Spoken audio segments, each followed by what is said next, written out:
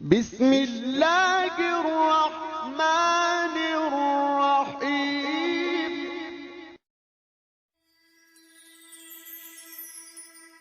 السلام علیکم ناظرین۔ حضرت عمر بن عبدالعزیز مدینہ میں عبدالعزیز کے گھر پیدا ہوئے۔ آپ کا شجرہ نسب نبی کریم صلی اللہ علیہ وآلہ وسلم سے منسلک ہے۔ عمر بن عبدالعزیز نے بچپن میں ہی دینی علوم سیکھ لیے اور وسعت علم کے لیے مدینہ چلے گئے۔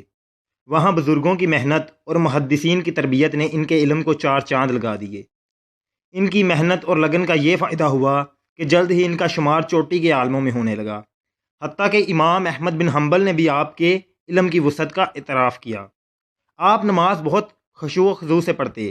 آپ کی نماز کی امامت کی خوبصورتی کا اندازہ اس بات سے لگایا جا سکتا ہے کہ حضور کریم صلی اللہ علیہ وآلہ وسلم کے صحابی حضرت انس بن مالک رضی اللہ تعالیٰ عنہ نے آپ کے پیچھے نماز پڑھی اور فرمایا کہ اس نوجوان کا نماز پڑھانے کا طریقہ نبی کریم صلی اللہ علیہ وآلہ وسلم کے طریقے سے مشابہت رکھتا ہے۔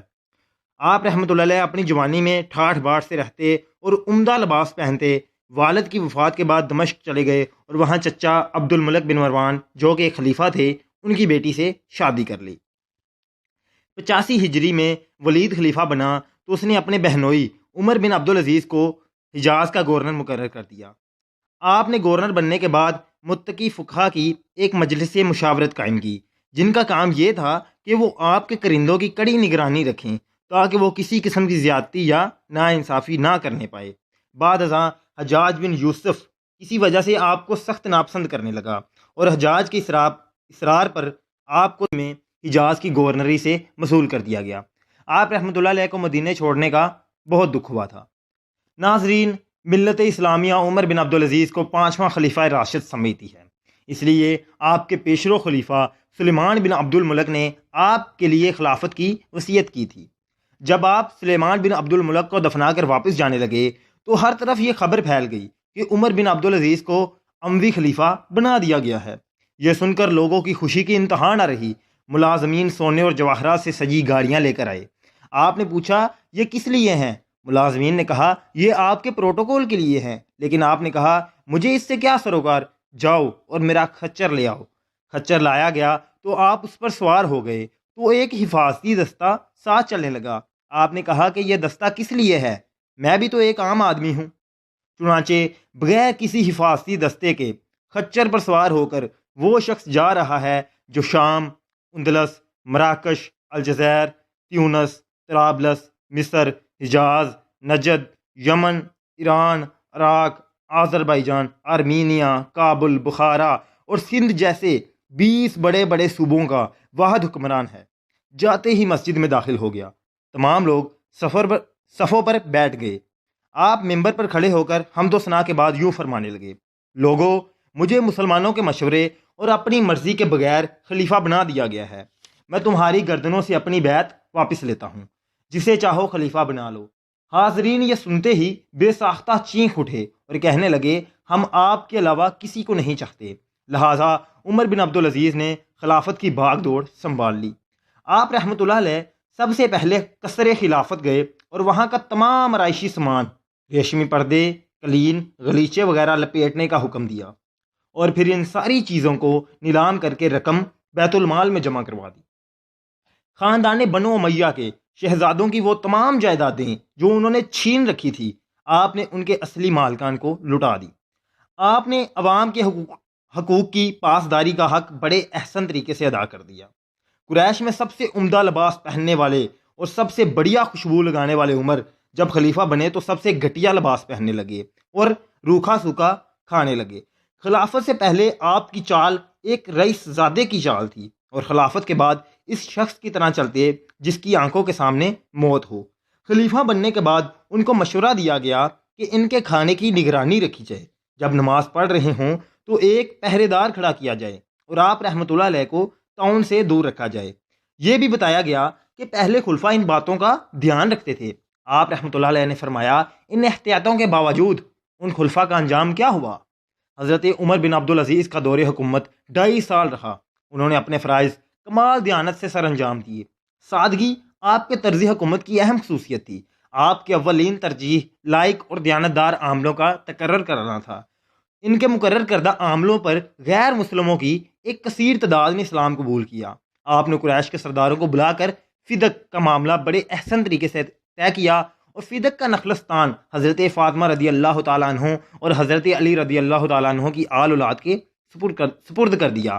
آپ رحمۃ اللہ علیہ کو حضور صلی اللہ علیہ وآلہ وسلم کے ساتھ خصوصی محبت تھی۔ بیت المال میں سے پہلا مال جو عمر بن عبدالعزیز نے تقسیم کیا وہ خان وعدہ رسول صلی اللہ علیہ وآلہ وسلم کو بیچا۔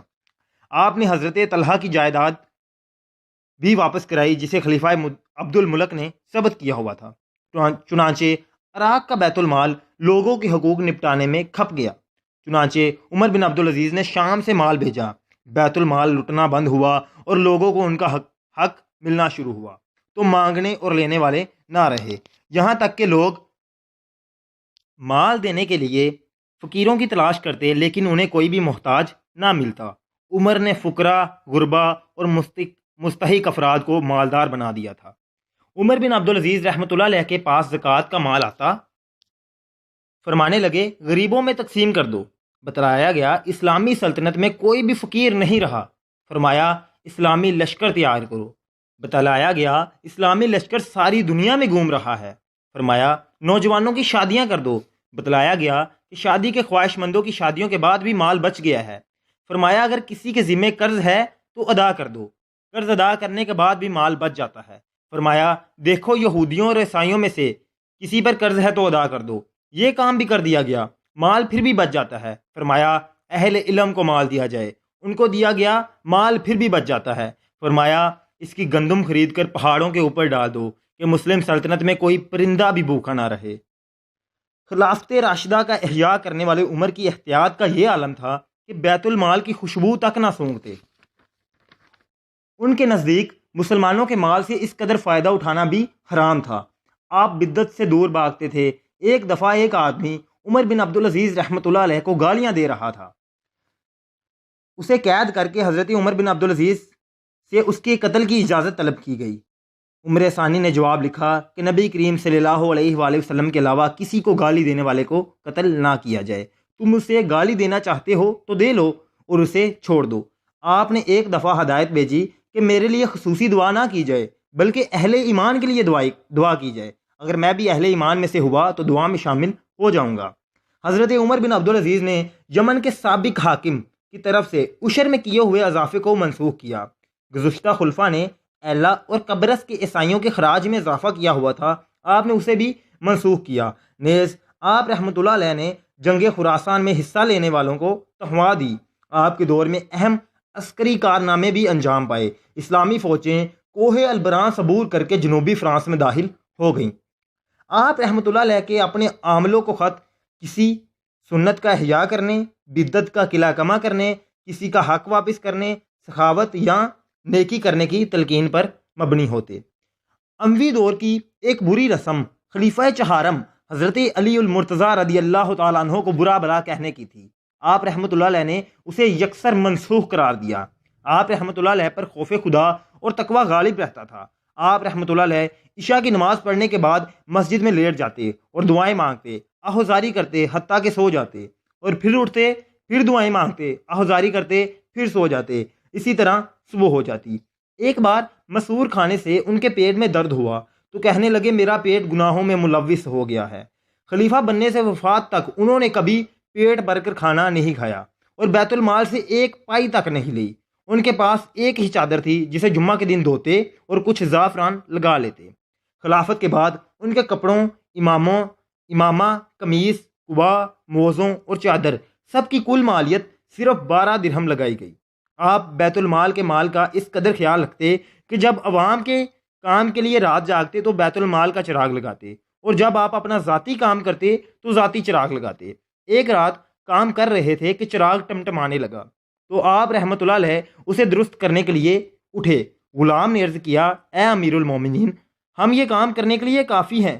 تو آپ رحمۃ اللہ علیہ نے فرمایا جب میں یہ کام کرنے کے لیے اٹھا تھا تب بھی عمر تھا، اور اب بیٹھا ہوں تب بھی عمر ہی ہوں۔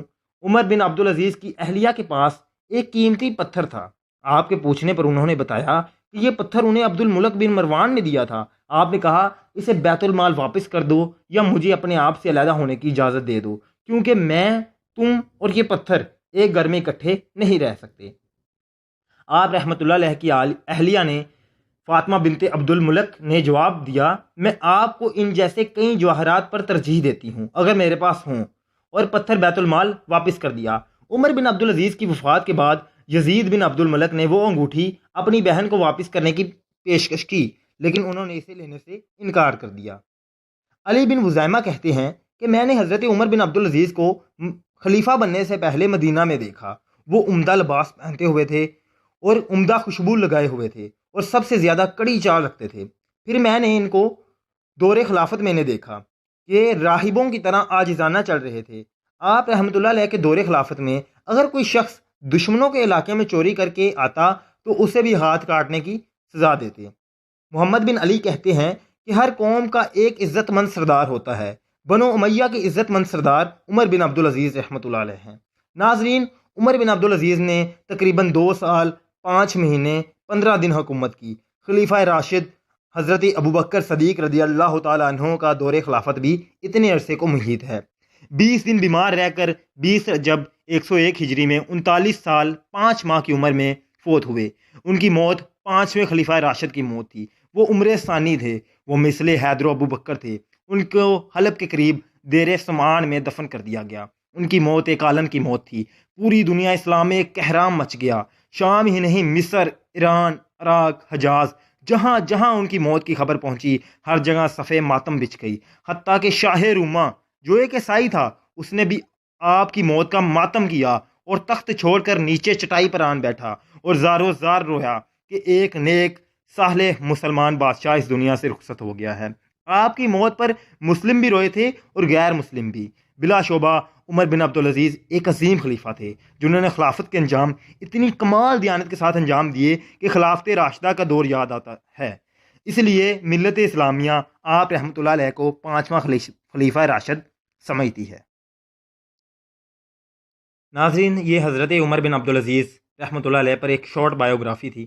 اگر آپ کو ویڈیو اچھی لگی ہو تو لائک کریں، اور اس طرح کی مزید ویڈیوز دیکھنے کے لیے میرے چینل کو سبسکرائب کریں تاکہ نئے آنے والے ہر اپڈیٹ آپ تک پہنچتی رہے۔ صدق اللہ العظیم۔